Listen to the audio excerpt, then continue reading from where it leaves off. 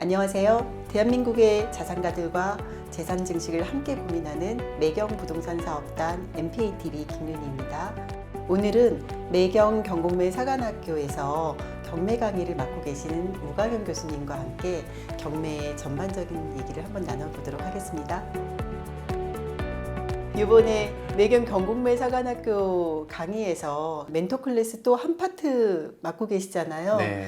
5가지 주제로 파고드는 심층 권리 분석. 그 멘토 클래스에 대해서 설명을 좀 해주시기 전에 교수님은 지금 이 시기에 경매 시장에 들어와야 된다라는 말씀을 주시잖아요. 네. 이 시기에 왜 굳이 경매 시장으로 들어와야 된다고 피력을 하시는 걸까요? 경매라는 게 재테크로서의 매력이 있는 부분은 당연한 건데요. 네. 그 전에 일단 경매를 좀 배워놓으면 네. 일단 본인과 본인 가족의 재산을 지키는데 이걸 활용할 수 있긴 하거든요. 네. 그래서 주변에 이렇게 상담을 하다 보면 경매나 이런 지식이 조금 부족해서 좀 안타깝게 자기의 보증금 내지 아니면 거래를 잘못해서 자기 재산을 조금 잃게 되는 그런 경우들이 상당히 좀 많이 있으세요. 이거를 배워서 자기 돈을 안 까먹는 식으로 가야 되는데 네. 사실 최근에 전세 사기가 상당한 이슈이긴 한데 이것도 사실 공인중개사 분들이 대부분 잘 중개를 해주시겠거니 생각을 하지만 중개사고가 터져서 법원에 가면 사실 임차인 과실도 꽤 나와요. 교통사고 나면 쌍방 과실 되듯이. 네, 100% 책임져 주지 않죠. 그렇기 때문에 그런 것도 좀 많이 임차인분들 입장에서는 좀 많이 알고 계셔야 될 것 같고, 그리고 이제 또 최근에 이제 상가 건물 같은 네. 거를 파시려고 하는 분을 상담을 했는데 오래된 건물이라 이제 신축해서 사용하실 그런 분들한테 팔아야 될 것 같은데 문제는 임차인 한 분을 작년에 임대 계약을 하신 거예요. 그러면 이제 상가임대차보호법에서는 계약 기간이 10년이기 때문에 명도가 안 된다라고 하면은 결국 매도인이 명도를 안 해준다고 하면은 매수자분들이 잘 또 거래를 안 할 수도 있기 때문에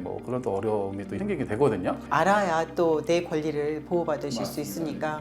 최근에 또 한 사례는 세법 쪽이긴 한데 거래가 한참 없을 시절에 네이버나 이런 온라인상에서 가장 최고가인 금액으로 조카한테 매매하는 케이스예요. 네. 그래서 이제 거래 사례도 없고 하다 보니까 최고가로 된 걸로 거래 계약을 했는데 매도인하고 조카는 특수관계인들이잖아요. 네. 근데 거래 계약하고 나서 6개월 안에 높은 금액의 거래 사례가 터져버린 거죠. 그래서 국세청에서는 그거를 가지고 거래일로부터 전후 6개월에 실거래가가 있으면 그걸 네. 가지고 기준가를 삼기 때문에 네. 저가 양도로 또 잡혀서 세금을 더 내게 된 아. 이런 케이스도 있었거든요. 어쨌든 경매 물건이 슬슬 늘어나고 있는 시국이다 보니까 네. 자기 목적에 맞는 이런 투자들을 하기 딱 좋은 시점이 아니겠는가 그런 생각이 듭니다. 그렇습니다. 그런데 이제 멘토 클래스에서 5가지 심층 권리 분석을 해주시잖아요. 네. 5가지 주제가 뭐예요? 일단 경매와 소송, 경매와 배당, 경매와 임대차, 경매와 특수물건, 마지막으로 경매와 정비사업 이렇게 주제를 한번 잡아봤는데요. 굉장히 다양하네요. 우리나라의 그 등기부는 이제 공신력이 없다고 하죠. 그래서 네.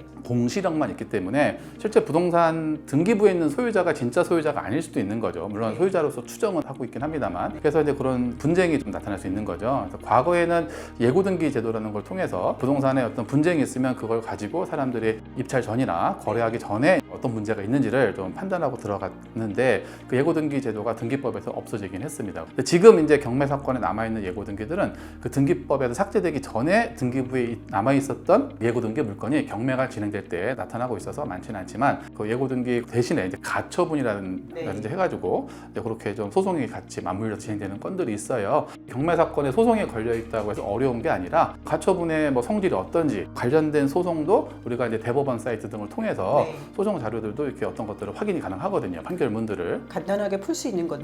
그래서 그런 거 가지고 이제 좀 하고 내가 조금 부족하면 이제 좀 전문 변호사 분들하고도 상의를 해서 입찰 여부를 따져볼 수도 있는 부분이 있으실 것 같아요. 모든 소송이 다 어렵지는 않다. 대신 네. 알고 접근하면 쉬운 것들도 그렇죠. 많으니까. 또 경우에 따라서는 네. 이제 그 소송의 결과가 이해관계인들이 짜고 치는 약간 그런 네. 고스톱식으로 그렇게 또 소송 결과가 나와 있는 것들도 있어서 그러면은 강의에서 눈에 보이는 소송들은 쉬운 알려주시네요. 건부터 조금 어려운 건까지 한번 네. 이렇게 좀 몇 개 사례를 가지고 네. 좀 말씀을 드려보려고 하는 거고요. 재밌겠어요. 그리고 이제 경매와 배당인데 배당은 이제 경매 절차의 마지막 절차가 되는 거죠. 네. 그래서 채권자들한테 배당을 주게 되는데 법원에서 이제 배당표를 짜지만 어려운 물건들 같은 경우는 이제 배당표가 잘못되는 경우도 가끔 네. 있어요. 그래서 최근에 이제 근로복지공단이 경매 사건이 있었던 사건인데 물건이 16개가 한꺼번에 진행이 되기도 하고 네. 상당히 복잡한 물건이었는데 결국은 배당표가 좀 잘못 짜져서 일단 배당을 받은 다음에 이제 그런 근로복지공단을 사례가 상대로 부당이득 청구를 해서 돈을 돌려받았던 수차례 이제 배당표 짜지기 전에 경매 계장님께 의견서를 제출하면서 이렇게 배당표가 짜져야 된다고 말씀을 드렸음에도 불구하고 그렇게 안 짜졌던 케이스도 좀 있었고요. 최근에는 이제 공동명의들도 많이 되어 있는데 공동명의로 되어 있다가 한쪽의 지분만 경매가 나오거나 아니면 한쪽에만 대출이 되어 있을 경우에 또 배당 관계는 또 어떻게 될지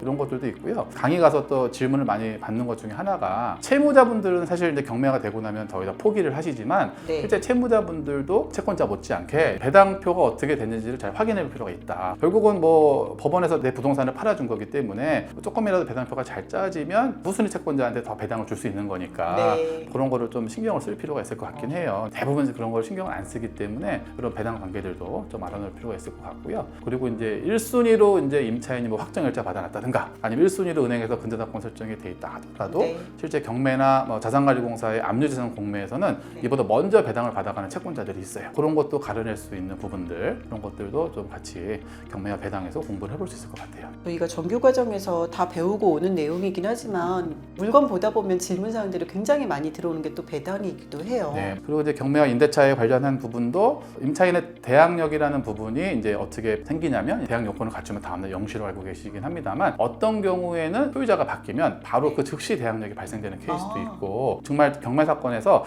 다양하게 나타나는 게 임차인들인 것 같아요. 근데 이게 임대차 보호법이라고 하는 법이 있지만 이 법은 법조문이 상당히 짧아서 임대차에 관련한 거는 법으로 다 해결이 안 되기 때문에 그런 것들에 대해서 이제 좀 위험 케이스가 될 만한 것들, 경매 함정이 될 만한 것들을 좀 알 수 있을 것 같고요. 오히려 경매를 직접 하시겠다는 분들이 아니라도 그냥 기본 상식으로라도 알고 계셔야 되는 내용들이 그렇죠. 결국은 뭐 임차인 분들도 그러네요. 계약할 때 자기 보증금의 운명이 거의 정해지기 때문에 특히 이 부분은 그러네요. 이런 걸 알아놓으면 거꾸로 그럼 어떻게 계약을 하면 좀 안전할 수 있을지 이런 것들을 좀 알 수 있을 것 같고요. 그리고 이제 뭐 상가임대차 보호법도 2015년 5월 13일 날 법이 개정이 되면서 원래는 환산보증금 내에 들어가는 임차인들만 이 법의 보호를 받았었는데 예외적으로 이제 환산보증금이 초과가 돼도 대항력과 몇 가지 권리들은 모든 임차인들이 이제 권리 누릴 수 있게 되었어요. 근데 거기서 이제 사람들이 조금 헷갈려하는 게 예를 들어서 이 법 시행 이후로 새로 체결되거나 갱신되는 임대차라는 조항이 나오는데 여기서 갱신되는 어떻게 해석할 것이냐. 갱신을 뭘로 볼 것이냐. 해석의 문제. 그래서 그 임차인의 대항력이 발생이 되는 거에 대해서 이제 임차인의 대항력이 있냐 없냐가 경매에서도 갈려지기 때문에 또 어떻게 보면 이제 저가에 낙찰 받을 수 있는 또 그런 또 권리 분석의 한 케이스가 될 수 있을 것 같긴 해요. 근데 이런 것들도 더 시간이 지나면 이제는 2015년에 법이 바뀐 거기 때문에 점차 이제 그런 물건들은 없어지긴 하겠죠. 이제. 그럴 것 같아요. 갱신할 거니까. 그리고 또 특수 물건에 대해서도 하시는 것 같은데. 유치권이나 법정지상권 이런 거의 어떤 사례를 가지고 일반적으로 우리가 입찰을 해볼 수 있을 만한 물건들은 어떤 유형이 있을 것인지 이런 것도 좀 검토를 해드리려고 하는 거고요. 또 짚고 가면 재밌겠네요. 그리고 이제 법정지상권으로 좀 이렇게 돈을 버시는 분이 또 계신데 낙찰받은 건수는 몇 건 없지만 낙찰받는 건마다 이제 상당한 수익을 내시는 그분이 투자한 내용들을 어느 정도 좀 알고 있기 때문에 그런 내용들도 같이 좀 이렇게 풀어주시는 거예요. 어떻게 하더라. 마지막으로 이제 재개발 재건축이라고 대표적으로 불리우는 정비 사업이 있는데 그런 정비 사업 구역 내에서도 경매 물건들이 나오고 있습니다. 그래서 이제 뭐 재건축이 진행되는데 거기에 도로가 나왔을 때는 어떻게 좀 대응을 해야 될지, 다음에 재개발 구역에서는 도로가 나왔을 때 어떻게 해야 될지. 최근에 이제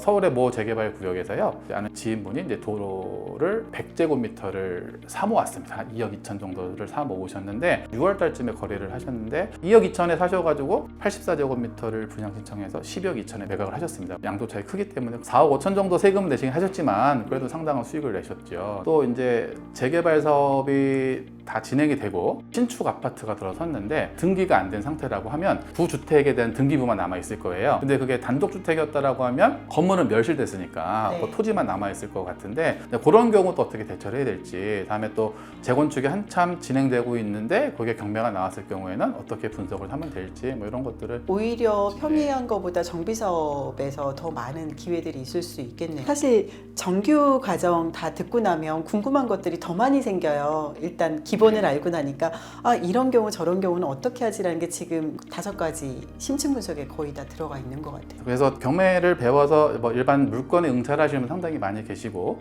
또 그런 물건에서 수익 내시는 분들도 많이 계신데 또 어떤 분들은 또 낙찰을 못 받고 계속 떨어지는 분들도 많이 계세요. 근데 그런 분들이 결국은 약간 특수물건 시장으로 돌리시기도 하는데 특수물건이 또 케이스 바이 케이스인 경우도 상당히 많아서 성공 사례만 들리죠, 우리한테. 예, 그래서 다양하게 검토를 좀 하셔야 좀 안전하게 투자가 또 가능하실 것 같아요. 오늘은 우광현 교수님하고 멘토 클래스 심층 권리 분석 5가지에 대해서 알아봤는데요.